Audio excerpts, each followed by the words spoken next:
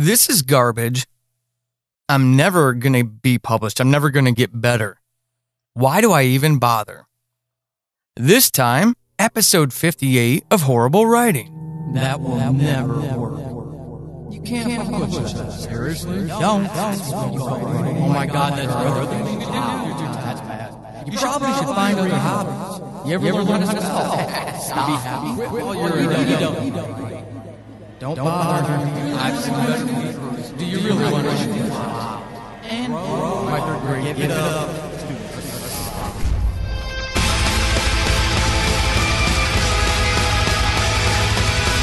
Welcome to Horrible Writing, the rawest, most candid, in-your-face writing show on the interwebs because none of us have time to suck.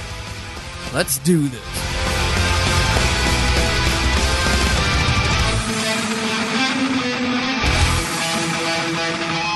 Hey everybody, your host Paul Sading. I hope this finds you well. So, this time around, I've been wanting to do this episode for a long time, simply because of hanging around other writers as much as I have been lately and living through that dichotomy that is independent publishing or traditional publishing. False dichotomy at that. You don't have to be either or. But I find it fascinating, regardless of what level people take with their writing and what their goals and their aims are for their writing, how many people want to write, have tried to write, and somewhere along the process, it drops, it fails. They don't fail. You don't fail unless you give up trying, but they just give up on that project. And maybe they do that with every project at a certain point. There's a lot of things that go into it, and I've talked about some of them on the show before. But there's one in particular I want to address now from my mindset, and I hope that it helps someone with a different mindset, a different outlook. So writing can be tough. It's lonely. It's very lonely. And it is an incredibly intimate process to explore story, whatever it is, nonfiction included, memoir, poetry, poems, fiction, nonfiction, exploring our themes and our characters' lives and the world that we've built for them is done with a particular bent, with a particular reason. There's reasons why we tell stories the way we tell them. And it can be tough just doing that alone. But doing it for over the course of an entire novel is daunting, to say the least. And it's where most people fail. Most people have the momentum at the very beginning. Okay, and that makes sense. Everything is fresh. Everything's exciting. Everything's new at the beginning of your novel. It's brand new love, right? You've just gotten out of a bad relationship, a stale relationship, a boring, unrewarding relationship, and now there's this new thing. And wow, is this new thing exciting? I want more of that. It's that experience that gets us through the early phase of a new novel. It's very easy to be seduced by that story. But when we get into, that meaty middle, as one of my favorite writing podcasts likes to say, it can really bog down. We can bog down if we make it that far. And then we've got to find the energy to ramp it up towards that climax and that resolution. But in that process of plotting and planning and outlining and structuring and character development and then real life getting in the way, we run into walls and we sometimes lose the forest through the trees. And what I mean by that is we don't see the bigger picture. Everybody has their own writing goals. You have yours. Yours are not going to be similar to mine. Mine are not going to be similar to yours. You're going to be happy achieving one thing. I want to achieve something else. It's critical that we understand that for ourselves as writers, what ours is, especially as it applies to what I'm going to say next. I cannot tell you how many things I've written, full audio drama seasons, audio drama specials, poetry, some poems, short stories, blogs, work articles, novels that I've written just in the past year, we'll say, just from October of 2018 to, from October 2017. And in that time, and I can stretch that back longer, I joined my local writers group in the summer of 2017. But in that time of over a year, I have created and released dozens of projects. And I'm not talking about 2,000-word short stories. I'm talking about 40 or 50,000-word audio dramas, the length of a short novel, multiple projects each year. I don't say that as a brag. I just say that as my process that I have works for me. Yours may be different. Good. If we've got that established, now I want you to really take a hard look at yourself and your own processes. And I say that with this in mind. In the time that I've created all those things I have created, I have watched far too many writers squash the dream, lose the dream, be discouraged by the dream of writing, of publishing, because they get into this editing death cycle. I see it each and every writers group, and it kills me. One of the things I do differently at my writers group than most of the people who go with me, they will be working on a project, and it is their project and their sole focus, and they have been working on it and bringing it to the writers group for over a year now.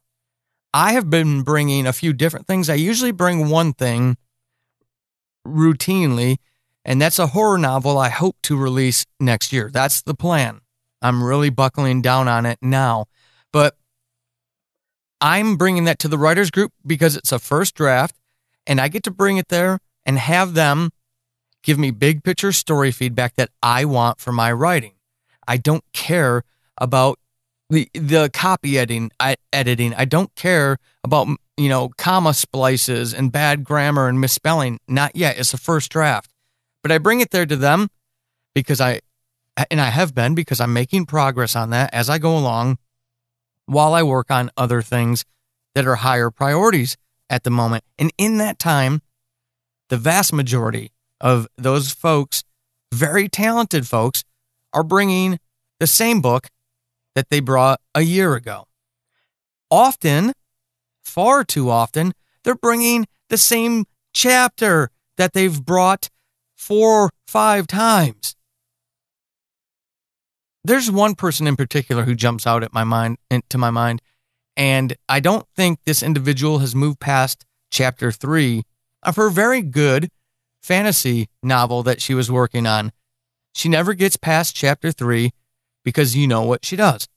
She constantly goes after our writers groups. She'll take that feedback and she'll go back to her first chapter and she'll start editing again. Now, there are structural issues and there are things that could be taken care of with a little more plotting, but it's this need, I believe, and I've seen it in not just this local writers group, but online in the Horrible Writing Writers Support Group on Facebook. If you're not there, you're really missing out on some amazing conversations. But I see this over and over with folks, and it kills me when people get into this death spiral because it can't seem, it's just like a plane that's plummeting to the ground. They cannot pull themselves out of it for whatever reason. I'm not inside of someone's head. I cannot tell you why they do what they do. I'm not that type of person who tells you what someone else's motivation is. I can guess, but that's all it is me speculating. And I really believe it's this need to be perfect, this need to be at least somewhat respectable, regardless of where you are in your novel, in your creation. You can't put something too shabby out into the world.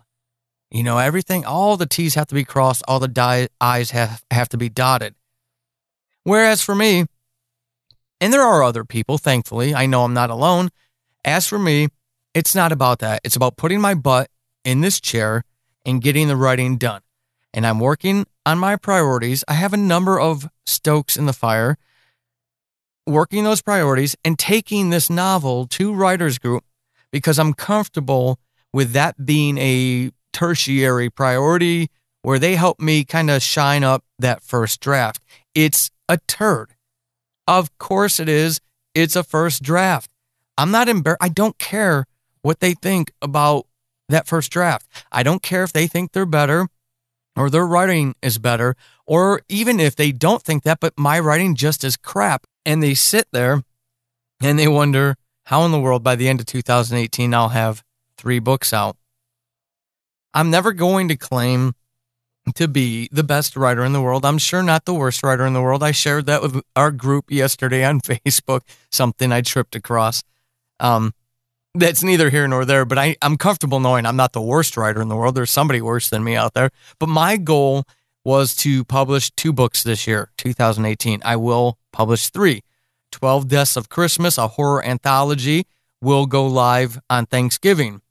You can pre-order it now, but you can get the digital book on Thanksgiving. You'll even be able to order the paperback before then. And Novel Idea to Podcast, How to Sell More Books Through Podcasting, my nonfiction book, is almost done. I'm wrapping up the recording of the audiobook in the next 2 weeks, cleaning that up in the next 3 or 4 weeks, and everything will be ready to go. So I may release 2 of them in November. We'll see.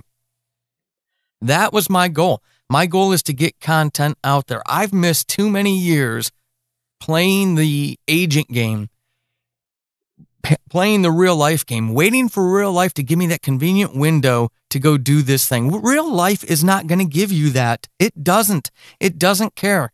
You have 24 hours, less than actually, a day. So do I. We both have the same amount of time. I'm a family person and I work full time. I don't get the cushy, plush life of being retired with enough money to survive. And I don't have a wealthy partner who's floating this writing dream of mine. I work 40 hours a week, sometimes at night, and I have all those podcasts and this. It's because I'm locked and loaded on that goal. I wasted too much of my life missing out on this thing that I really wanted to do, and I'm not going to miss out anymore. So that fuels me, and it fuels me forward. I do my professional job. I edit a book as much as I can possibly edit it until I can't see anything anymore, until I can't see the problems in the book. And then it goes off to very expensive professional editing. I don't skirt that responsibility, right? I'm not just running through 10 or 15 or 20 rounds of edits myself and then throwing it on Amazon. There are professionals who look at it, beta readers, advanced copy readers, who all look at this before a thing goes out. So I'm not half-assing this effort, but I am getting things out there because that's my goal. Your goal may not be to produce. I want to write full-time. If you want to write full-time in this marketplace, you better be one of the very, very, very few fortunate souls who wrote the right story at the right time. That's all it's really about. It's not about great writing. We can talk about a couple examples of werewolves and sadomasochistic boyfriends that will show you that you don't need to be a great writer to be a millionaire at this thing. You have to write the right story at the right time. That's what it's all about. For the rest of us who want to do this full time, especially people like me, writing in horror, that's not and then I really go follow that up strong with, for Subject Found's Chasing the Demon book. The debut novel, Chasing the Demon, was more of a thriller, but it involves Bigfoot. So, I wasn't going to actually crush it with that one. And now I'm releasing a horror anthology of 12 stories. Single author name, me. Not exactly a big household name, right? So I'm not exactly setting myself up, but I'm seeing the next year of what I'm doing, and especially 2020. I think 2020 is going to be the good year for me if I'm still alive. But for those of you who do want to do this, maybe you want to do this full time, you have to get content out there. You have to, which means you can't go into that death spiral. You cannot keep going back to chapter 1 and editing it to make it perfect before you move on to chapter 4 or 5 or 6. Now, I hear you saying, Paul, that's my process and it works for me. Okay, good. Again, I've got 3 books out this year. I'll have at least 3 out next year. How many will you have out? And I'm talking to the person who wants to do this full time. Okay, I'm not talking to a hobbyist or somebody who just wants to slow roll this. Maybe you're not looking to publish until 2020 or beyond, and you want that one book to be perfect, and that's what your goal is. Then fine. I'm totally okay with you going with that. But I also would encourage you to not get into that death spiral and not be okay with what you're writing. Give yourself that allowance to be a human being. To be human is to be imperfect. You're not going to create perfect prose. You could go through that book 30 times. There will always be something in there. Always. Stop going back. You have more stories in your head that need your attention, that need your love, and that the world needs to hear. So be okay with that. Give it your best effort. Bring your A game. Outline, plot, organize, so you write the story and you don't have to go rewrite things you should have put in an outline somewhere. Edit. Get beta readers, edit some more, send it off to your editor, professional editing, get it back, consider, analyze, tweak as necessary, get some advanced copy readers. You've had a ton of eyeballs on this thing before it goes to the world. And at that point, you have to be okay with what's out there. It's the best you could do at that time. If you care about writing, you're going to improve. Your craft will improve. And you will look at your earlier stuff and go, wow, not exactly something I want people reading, maybe. I even think about that as about Chasing the Demon. It definitely compared to 12 Deaths of Christmas. I'm much, much happier and much more comfortable with 12 Deaths of Christmas than I am with Chasing the Demon, even at this stage, and nobody's read it yet. So, and it's got some weird stuff in there, and I'm still comfortable with it. And I know that when I do something after 12 Deaths of Christmas, that I'll look back at 12 Deaths and go, oh, God. But that's okay. It was the best I can do at that time. And I'm okay with that because it's going to be out there. People will be buying those copies. I will be working my way toward establishing a fan base of readers who want more of my stuff in the future so that I can continue to do this and maybe someday do it full time. So if that's your goal, folks, I really encourage you. For me, it's a mindset. I truly believe this, and I truly believe all of us, hey, look, I'm real. I know we all come from different walks of life, and there are different things that the world has taught us about us. But I'm here to tell you that you need to flip that paradigm, flip that switch. It doesn't matter what the world thinks. It matters what you think. And you have to be okay with letting yourself be bad. whatever that means to you. Chasing the demon today would not be written the same as what it was out there. I'm not going back to that. It's out there. I'm moving on to the next thing because I'm excited about it, and this is helping me reach my goals. What can you do for yourself to give yourself that allowance to be bad, to be human? It's okay to be who you are. It's okay to write what you write. It's okay to admit that it's not perfect and there's some bad stuff in there, and you're going to fix it the best you can right now. A year from now, you'll already be working on that next thing, and you'll be doing the same thing again. So you've got to develop that mindset. You have to be okay with that first draft being crap, but sit your butt in that seat, put those hands on that keyboard or dictation, however your process works, and get the full thing written. Stop going back. It's not making it better. It's stopping you from completing that thing. Stop going back. Get it done. And then in that editing process, it will become a beautiful thing. And those of you on the video feed just saw my tapestry fall. The joys of live recording. Awesome stuff. So I hope this is helpful. I hope this is a kick in the ass that some of you needed to get your stuff done. I hear this more and more often, and it really does. It empowers me to continue with this message because I know my own drive. I know I can overwhelm people. I get that. I know people can look at my energy levels and it can be intimidating. And I don't mean to do that because I'm not all that. And the box of chocolates, I'm not even a box of chocolates, but I care. And I'm not going to treat you like a child or give you platitudes. You've got to put your butt in that seat and you have to get that first draft done. Stop going back. Period. End. Dot.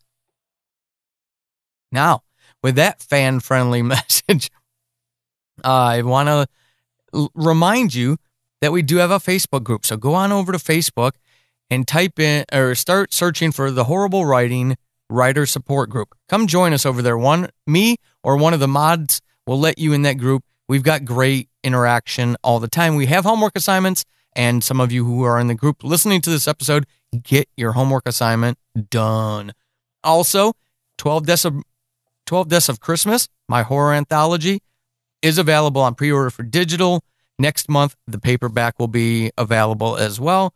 Make sure that you get yourself a copy of that. Please support the show. And this way, support me. I would really appreciate it. And plus, there's some great, cool humor in there, especially if you're an old Clive Barker fan. You might enjoy it. I really drew on my inner Clive Barker for that one.